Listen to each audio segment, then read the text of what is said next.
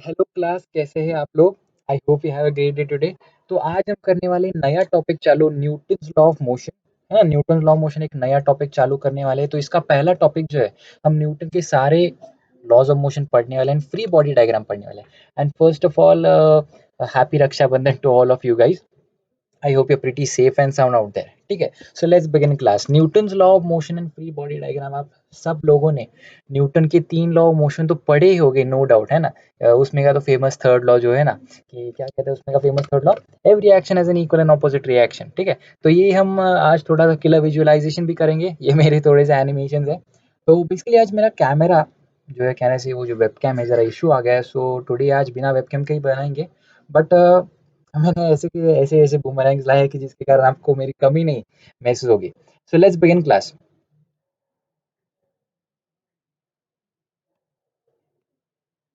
And दोस्तों new to this channel, my name is Shubham Kshirsagar और ये मेरा थोड़ा सा इंट्रोडक्शन है कि that I am an alumni of COEP and I was ranked 27. So let's begin class. Newton's first law. Newton's first law बहुत ही इजी है गाइस। क्या कहता है? If the vector sum of all the forces acting on a particle is zero, then and only the particle's acceleration is zero. क्या कहता है? If the vector sum of all the forces acting on a particle is zero, then and only the particle's acceleration is zero. अब acceleration zero का मतलब क्या है, मैं आपको बहुत बार बोल चुका हूँ, अगर आपने रेस्ट काइनेमेटिक्स देखा होगा। एक्सेलरेशन जीरो होना मतलब क्या है, dv बाई dt जो होता है ना, या तो वो रेस्ट पे हो या फिर वो कांस्टेंट वेलोसिटी से जाता हो। और अगर आपको मालूम है कि derivative of a constant is zero, इसका मतलब क्या, अगर डेरिवेटिव वेलोसिटी निकालो तो वो भी क्या आ जाएगा, जीरो आ जाएगा। So I hope you get it. ठीक है, अब आपका जो पार्टिकल है, इमेजिन कीजिए, फर्स्ट इमेज देखिए, ये वाला इमेज देखिए। अब फर्स्ट इमेज में क्या है, मैं एक ऑब्जेक्ट को देख रहा हूँ। ठीक है, अब मुझे क्या मालूम है कि ये रेस्ट पे है। कैसे क्या रेस्ट पे आ रही है, वो दिख रहा है ना, वो रेस्ट पे वो दिख रहा है। एक तो ये कंडीशन हो सकता है कि जिसमें आपके उस ऑब्जेक्ट पे कोई फोर्स नहीं लग रहा है और जिसके कारण उसका एक्सेलरेशन जीरो है। और एक दूसरा कंडीशन, ये सेकंड इमेज देखिए, इसमें क्या हो रहा है, ध्यान दीजिए, ये इंपॉर्टेंट है, ये vector sum of all the forces, vector sum of all the forces, ये ध्यान दीजिए, इसका मतलब यहाँ पे आपको पता चलेगा। लेट्स इमेजिन ये मेरा जो लेफ्ट हैंड जो है, ये कुछ ऐसा फोर्स लगा रहा है। ठीक, I will take a different pen. ये कुछ ऐसा फोर्स लगा रहा है एफ, और ये इस दिशा में कुछ ऐसा लगा रहा है फोर्स एफ, मतलब मैं लेफ्ट और राइट हैंड उस बॉक्स पे फोर्स लगा रहा है। ठीक है, तो वो क्या कह रहा है, vector sum of all the force acting on particle is zero. अगर मैं यहाँ पे, अरे यार, हम्म, तो अगर मैं यहाँ पे, अगर मैं एक्स और वाई एक्सिस बना दूं, है ना, तो मुझे क्या बोलते हैं, अगर वेक्टर सम जीरो है तो उस पे एक्सेलरेशन जीरो है। तो देखते हैं वेक्टर सम कैसे कैसे जीरो आएगा। अगर मैं कहूँ कि let us find the all the force in x direction, तो forces in x direction, can I say, ये जो फोर्स है वो पॉजिटिव एक्स एक्सिस में है ना, पॉजिटिव एक्स एक्सिस, तो आई राइट एज एफ, क्योंकि हम वेक्टर्स की बात कर रहे हैं। और ये जो फोर्स है, it is acting in negative x axis, तो कैन आई से, आई राइट एज माइनस एफ, आई राइट प्लस माइनस एफ, है ना। तो plus into minus is minus and F minus F is zero. तो कैन आई से मेरा resultant force acting on that particle is zero. तो आपका acceleration भी जीरो है, जो कि आपको यहाँ पे रेस्ट पे दिख रहा है। आई hope you get it. Newton first law बहुत ही क्लियर हो चुका है। आगे बढ़ते हैं, Newton second law. Newton second law क्या कहता है, the acceleration of the particle measured from N inertial frame is given by the vector sum of all the forces acting on the particle divided by its mass. बहुत ही simple है। क्या कहता है, अगर मैं किसी पार्टिकल का एक्सेलरेशन मेजर करूं from N inertial frame, guys ये इनर्शियल फ्रेम बहुत ही इंपॉर्टेंट वर्ड है। अगर आपको इनर्शियल फ्रेम या फिर frames of reference in general आपको मालूम नहीं होगा, I will put that link after the video at the end.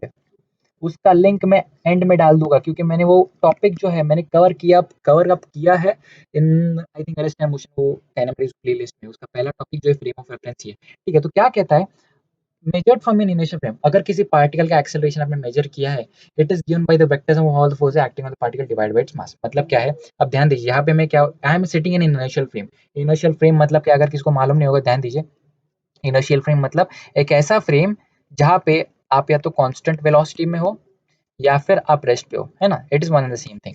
तो कहने से मैं एक रेस्ट पे हूँ, और कहने से अगर मैं इस पार्टिकल पे फोर्स लगा रहा हूँ, तो कहने से उसको एक एक्सेलरेशन दे रहा हूँ।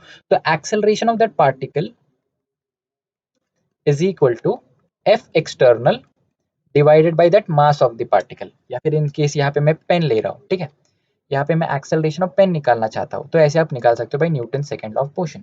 आई hope you get it. Acceleration of pen is given by the F external upon mass of pen. Simple था।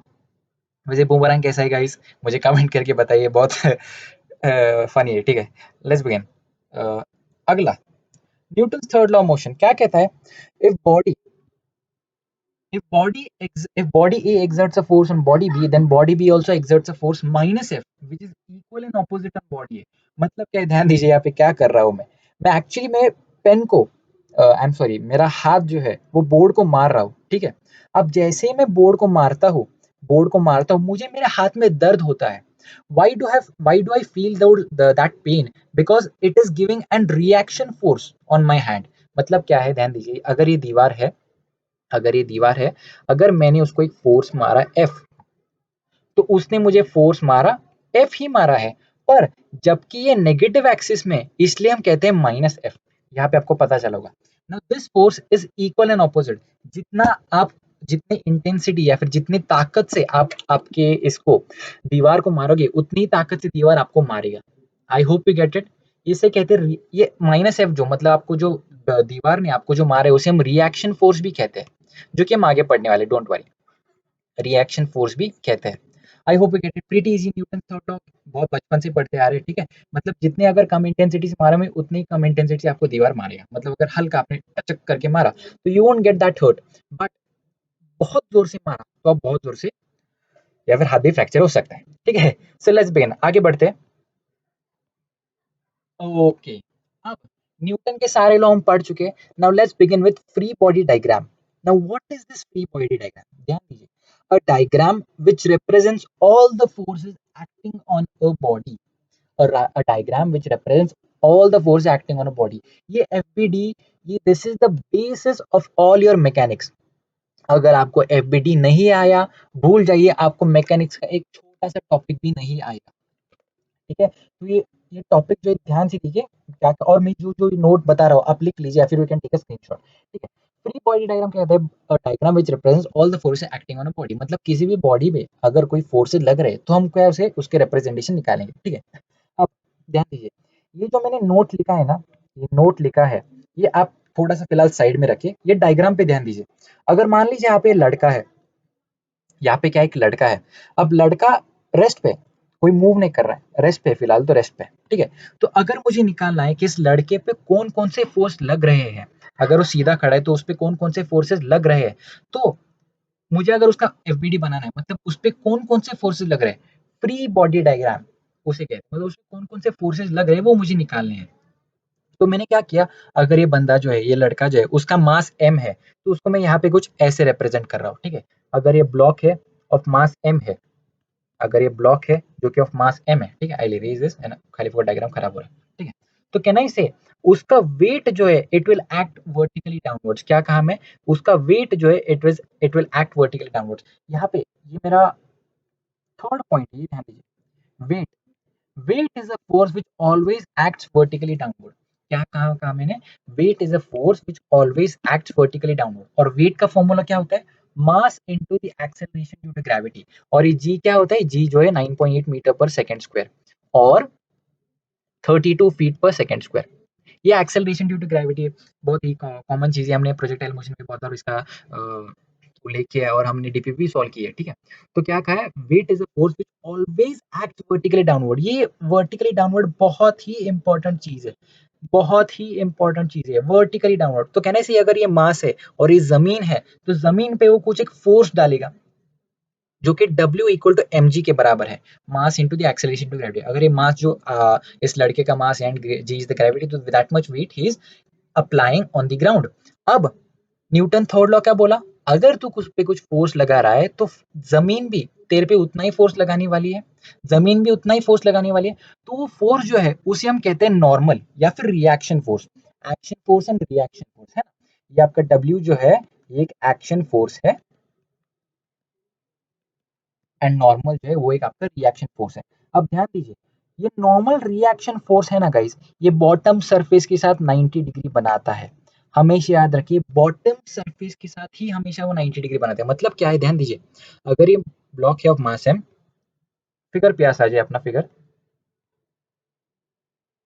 कौन सा कलर लो, आई टिक पर्पल, ठीक है। अब ये जो है कहने से ये बॉटम के साथ ही 90 डिग्री बनाएगा, ये बॉटम के साथ ही 90 डिग्री बनाएगा। और एक और पॉइंट आपको बताना चाहूंगा, ये मैंने सेंटर ही क्यों कंसिडर किया, क्योंकि ये सेंटर जो है इसे हम कहते हैं g, which is also called as centre of gravity, which is also called as centre of gravity. It is the point at which your whole weight is concentrated। मतलब क्या है, वही वही आपका मेन पॉइंट है जहां से आपका weight directly vertical act downward करता है। तो इसलिए ये पॉइंट जैसे हम सेंटर ऑफ ग्रेविटी कहते हैं, ठीक है। आई होप आपको फ्री बॉडी डायग्राम समझा हो, ठीक है। हम आगे थोड़े एग्जांपल देखेंगे कि आपको फ्री बॉडी डायग्राम कैसे बनाना होता है, ठीक है। अब ये जो है ये बात याद रखिए, नॉर्मल रिएक्शन फोर्स बॉटम के साथ 90 डिग्री बनाता है एंड वेट जो है it always acts vertically downward, ठीक है। ये नॉर्मल, ये नॉर्मल एक्चुअली है क्या, यहाँ पे लिख लिया है मैंने, reaction force given by the ground. क्या है, reaction force given by the ground. आगे बढ़ते हैं, आखिरी thing, let's try making FBD of this. अगर ये मास m जो है, अगर इमेजिन कीजिए वो आदमी भी हो सकता है, ठीक है, इमेजिन कीजिए वो आदमी हो सकता है, बट एफबीडी में क्या करते हैं, सिंप्लीफिकेशन के लिए मैंने ऐसा है कि इसको ब्लॉक में, ब्लॉक को ब्लॉक की तरीके से मैं इसको बना दिया, ठीक है। अब मुझे क्या करना है, इसका एफबीडी बनाना है। तो मैं क्या कह रहा हूँ, अगर ये रेस्ट में, इमेजिन कीजिए रेस्ट में है, तो मैं क्या कहते आ रहा हूँ, आपका वेट जो है it always acts vertically downwards, always acts vertically downward. तो सिमिलरली यहाँ पे इसका सेंटर ऑफ ग्रेविटी पॉइंट लीजिए एंड सीधा लाइन खींचिए, this is the weight which always acts vertically downwards, जो कि है mg।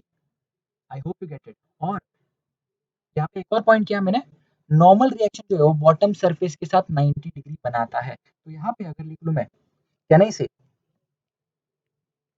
कुछ नॉर्मल रिएक्शन ऐसा बनेगा, एक मिनट ना guys, I will take a scale.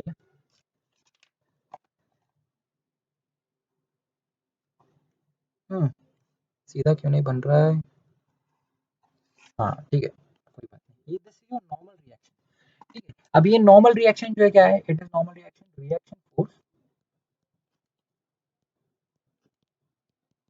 Given by this surface, ये नॉर्मल रिएक्शन है, reaction force given by the surface.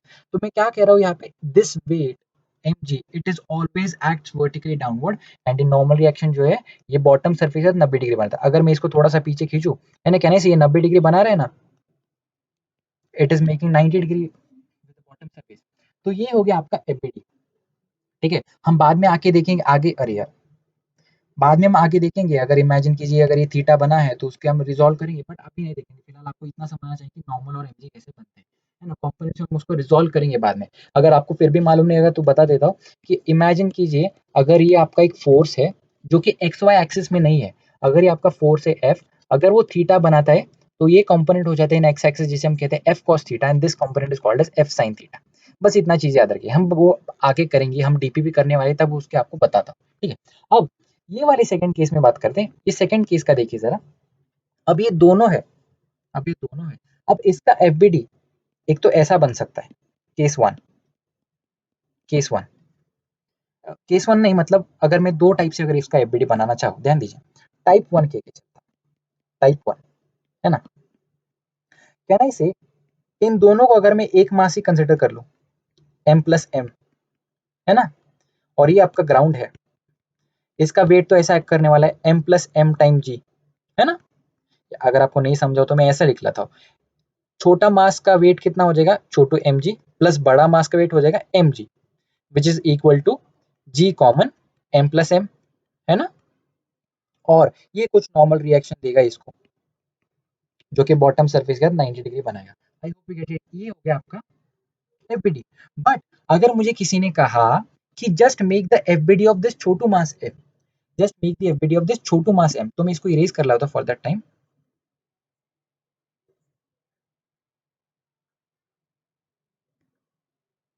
या फिर आपको चाहिए था वो, जान दीजिए, नो प्रॉब्लम, ठीक है। ब्लैक स्क्रीन पे आते हैं,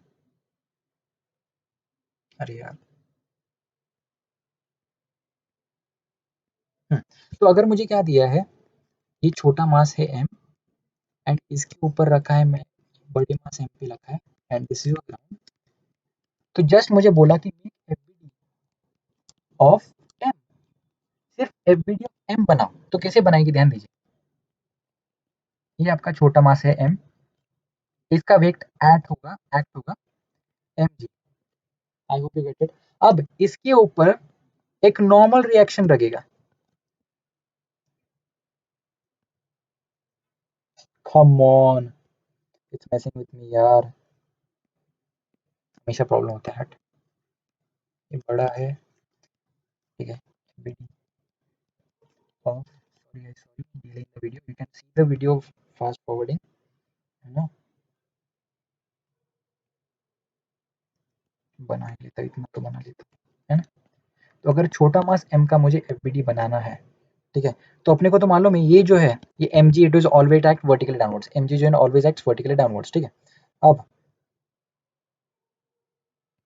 ये नॉर्मल फोर्स जो है, ये नॉर्मल फोर्स जो, this is the reaction force given bye m। ये बहुत इंपॉर्टेंट है, बच्चों को समझता नहीं है। अगर यहाँ पे मैं जमीन कंसिडर करूँ ना, ठीक है, this is the force given by mass m। ये एक रिएक्शन फोर्स है जो मास m आपको देता है। But now let's consider FBD of बड़ा m,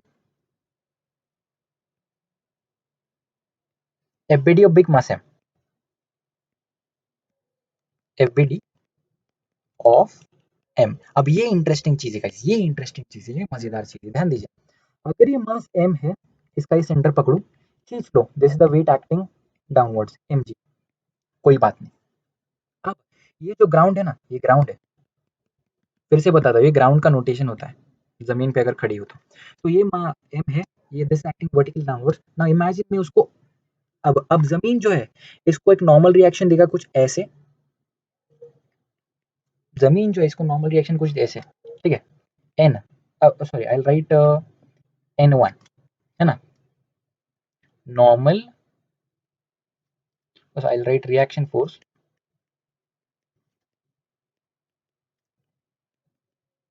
given by, reaction force given bye ground on m। n1 जो है वो reaction force given bye ground on m है। बट ये नॉर्मल रिएक्शन फोर्स है ना जो m का है, छोटा m का है, वो इस पे एक्ट करेगा। किस पे एक्ट करेगा, आपके इस बॉडी पे, आपके इस बॉडी पे directly at the centre point. अगर मैं इसको ऐसा कुछ नोट करूँ ऐसा, है ना, यहाँ पे एक्ट करेगा n, क्योंकि these form an equal and opposite pair। I hope you get it. मतलब क्या है, इस बॉडी पे अगर ये m का अगर मैं सिर्फ निकालू तो m पे कौन कौन से फोर्स एक्ट कर रहे हैं, at the top surface, top surface पे n एंड n1 है, एंड आपका वेट जो है ऑलवेज है वर्टिकल डाउनवर्ड्स, इस पे, ठीक है। तो ये आपको एफबीडी समझना चाहिए कि यहाँ पे ये इसका रिएक्शन फोर्स है, ये एक्शन रिएक्शन पेयर है, एक ऊपर जा रहा है तो दूसरा नीचे आएगा। तो ये आपको सिर्फ इंपॉर्टेंट चीज है कि अगर दो मास अगर आप ऊपर नीचे रखे तो इसका ये नॉर्मल रिएक्शन क्यों होता है, बट बड़ा मास m पे भी एक नॉर्मल रिएक्शन आने वाला है। So I hope you get it. FBD में आपको कोई डाउट नहीं रहना चाहिए। अगर कोई भी डाउट हो, you can ask directly in the comment में, मेक श्योर कि आपका पूरा डाउट क्लियर हो जाए। एंड बस गाइस आज के लिए इतना ही। Till then take care, bye bye, see ya, and I will try कि मेरा वेबकैम जल्द से जल्द आए, ठीक है, सो दैट आपको मुझे दिखने मिले। ठीक है, till then take care, bye bye.